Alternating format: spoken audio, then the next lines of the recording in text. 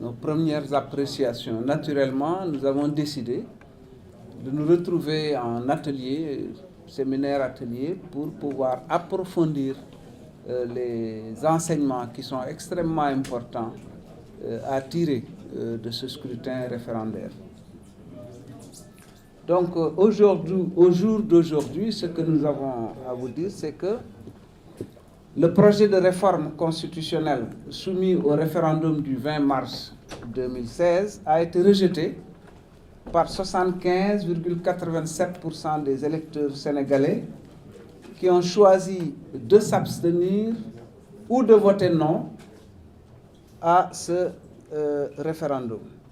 Ces 75,87% sont les chiffres officiels. La coalition Gorthié Wahdia rejette résolument les résultats du référendum. C'est la première position importante que nous vous indiquons. Nous rejetons ces résultats. Il est clair que le rejet qui a été opéré par les électeurs sénégalais aurait été encore plus massif si le vote oui n'avait pas été artificiellement gonflé par les pratiques répréhensibles du président de la République et de son clan. Évidemment, nous ne pouvons poursuivre sans au préalable remercier très chaleureusement toutes les Sénégalaises et tous les Sénégalais qui ont rejeté ce projet de référendum. Nous leur rendons un hommage vibrant en estimant évidemment qu'ils ont pris la juste mesure de ce que cette proposition signifiait pour notre pays. Nous avons également dénoncé l'achat des consciences. La loi électorale prévoit et punit expressément l'achat de vote en son article L104.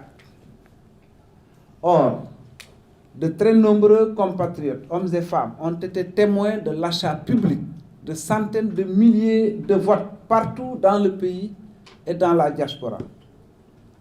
Ces achats de conscience ont été opérés dans les maisons, dans les centres de vote ou leurs abords.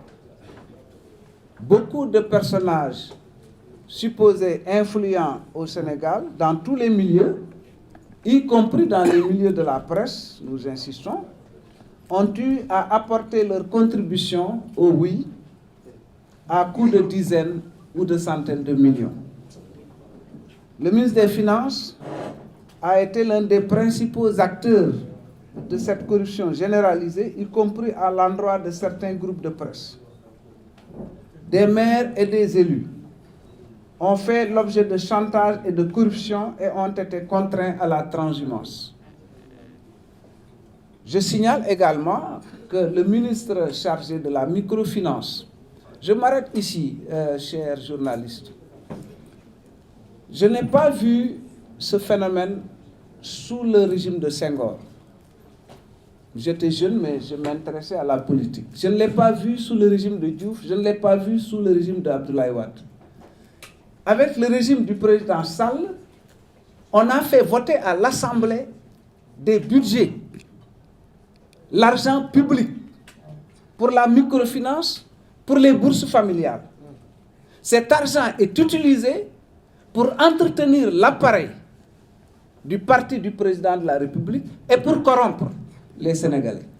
Nous avons vu en pleine campagne des opérations de distribution de chèques, d'appui financier à des groupements féminins, à des jeunes, à partout, en pleine campagne électorale. Cela s'appelle de la corruption.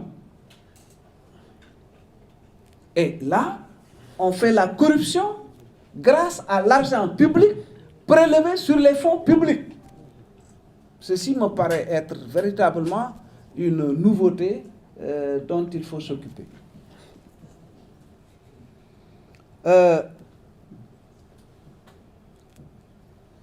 Nous interpellons l'OFNAC et nous lui demandons de s'autosaisir pour une enquête approfondie sur l'origine des fonds mis par le pouvoir dans cette campagne référendaire. Nous interpellons également le FMI, la Banque mondiale et l'ensemble des partenaires au développement qui devraient avoir le souci de la bonne gouvernance et de l'utilisation judicieuse de nos maigres ressources, surtout au niveau des secteurs sociaux comme la santé, comme l'éducation, comme les collectivités locales, comme la justice, etc. Nous avons également observé la manipulation et l'intimidation des médias. D'abord, la RTS, il faut qu'on en parle. La RTS est un média du service public qui a réalisé l'exploit de renvoyer l'image d'un Sénégal où le pluralisme et la diversité n'existent pas. Depuis 4 années, la RTS s'est comportée comme l'organe central de l'État parti APR. Le Conseil national de régulation de l'audiovisuel a publiquement invité la RTS à se conformer à la loi en matière d'équilibre dans le traitement de l'information politique. La seule réponse à notre connaissance que le CNRA a reçue de la RTS, ça a été le mépris. Les mêmes pratiques se poursuivent 24 heures sur 24, sans coup férir. Nous saisissons cette occasion pour exprimer tout notre soutien au groupe Walfadjri, puisque, évidemment, ce groupe a été agressé par le pouvoir, parce que probablement il refuse de ramper à ses pieds. Comment on peut comprendre que celui qui dirige la RTP, qui est un militant connu du parti présidentiel, aille au groupe Walfadjri pour l'empêcher de travailler, en laissant derrière lui la RTS, qui lui, évidemment, ne s'intéresse pas du tout à ce qui se passe hors des enclos de la paix.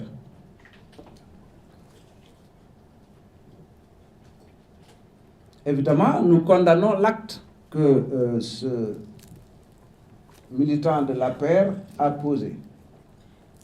Nous nous tenons évidemment aux côtés de Walfadjri, puisque cette agression est une agression caractérisée contre la liberté d'expression. Nous avons également observé la rupture du consensus de 92, ce que nous appelons le consensus de 92. Nous nous trouvons aujourd'hui au Sénégal en face d'une rupture radicale du code consensuel de 1992 qui a permis depuis l'organisation d'une série d'élections sans tension ni contestation jusqu'à ce référendum honteux. Aujourd'hui, nous sommes donc bien retournés à la situation d'avant 1992 en matière d'élection. Nous ne saurions donc faire moins que cette génération qui s'est battue, qui s'est sacrifiée et qui nous a permis pendant un quart de siècle d'avoir des élections pour l'essentiel transparentes et honnêtes, pouvant déboucher, si telle est la volonté populaire, sur des alternatives, des alternances démocratiques et pacifiques à la tête des institutions représentatives. Je crois que cette question est essentielle. Depuis 1992, jamais une élection n'a été sérieusement contestée au Sénégal. Parce que le pouvoir, à l'époque du Parti socialiste, ensuite du Parti démocratique sénégalais et leur opposition, ces deux entités et la société civile ont constamment discuté de tous les tenants et aboutissants du processus électoral. Chaque fois que l'opposition a souhaité rencontrer le pouvoir autour de préoccupations qu'elle avait, le pouvoir a accepté, a discuté et à trouver des solutions avec son opposition. Chaque fois que c'était le pouvoir qui avait besoin de discuter avec l'opposition, le pouvoir a appelé, l'opposition a répondu, ils ont discuté et ils sont tombés d'accord sur ce qu'il y avait à faire. C'est la raison pour laquelle, au demeurant, les résultats, justement, n'ont jamais pu être sérieusement contestés. Aujourd'hui, depuis que le président Macky Sall est là, le pouvoir n'a jamais accepté de s'asseoir avec l'opposition pour discuter des questions de fond qui concernent le processus électoral. C'est vrai qu'il y a eu des discussions quand il s'est agi de résoudre un peu des dispositions du code électoral, etc. Mais le processus lui-même, la conception que les uns et les autres en ont, on n'a pas eu, à ma connaissance jusqu'ici, des discussions sérieuses pour arriver à des consensus. C'est ainsi que, avec ce référendum, tout ce qui s'est passé contredit et qui contredit la loi a été fait de manière planifiée et consciente par le pouvoir, simplement parce que, bon, on a décidé que le non devait gagner. Alors, le oui devait gagner. Alors, je crois que cette question est très, très importante parce que nous ne pouvons pas, en tant qu'opposition, laisser ce processus se poursuivre. Cette façon de faire se poursuivre jusqu'aux élections législatives de 2017. C'est absolument impensable.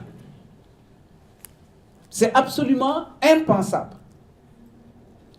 Par conséquent, aussi bien pour l'opinion intérieure que pour l'opinion internationale, il faut qu'on sache que la rupture du consensus de 1992 a été consacrée par ce scrutin référendaire et que par conséquent, nous sommes obligés de retourner au sacrifice et aux luttes qui avaient été consenties par les générations de cette époque-là pour revenir, pour obtenir de nouveau un consensus qui, nous l'espérons évidemment, sera un consensus même supérieur à celui qui a fonctionné depuis lors.